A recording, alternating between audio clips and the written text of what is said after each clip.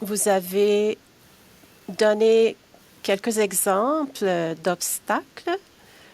Et parfois, les gens pensent que les obstacles sont uniquement physiques, mais évidemment, il y a des obstacles invisibles.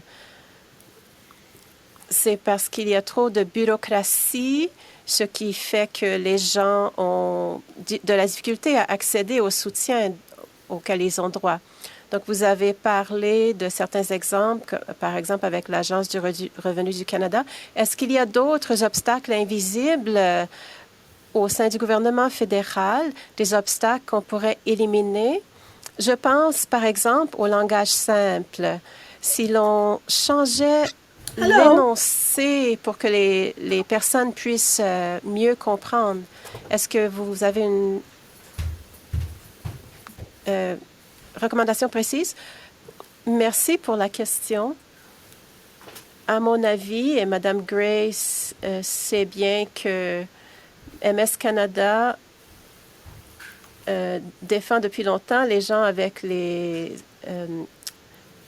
handicaps invisibles.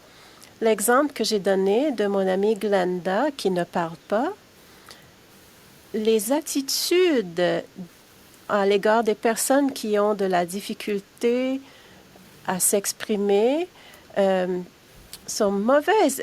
Premièrement, les gens commencent à crier parce qu'ils croient que la personne est muette, est sourde plutôt. Et c'est très simple, elle ne peut pas parler. Notre système comporte beaucoup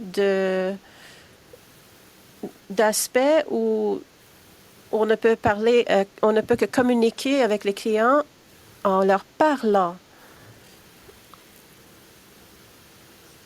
Donc,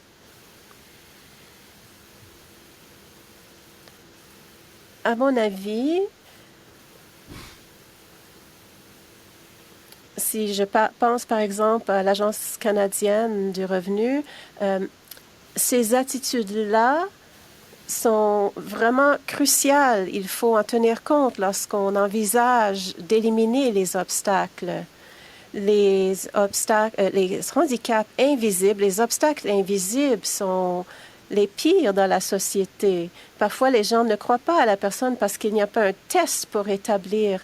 J'ai le diabète et pendant longtemps, j'ai dit que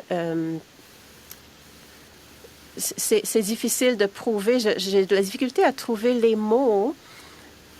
C'est difficile de prouver que j'ai des handicaps liés à la mobilité.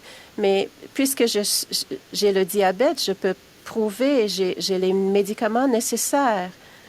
Donc, cette manque de croyance à l'égard des difficultés et les croyances des gens et les paroles de Paul Hunt qui disait que les personnes handicapées sont isolées et ne font pas entièrement partie de la société.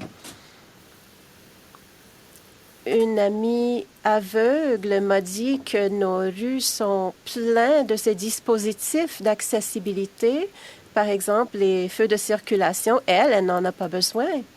Et je suis désolée, il faut continuer pour conclure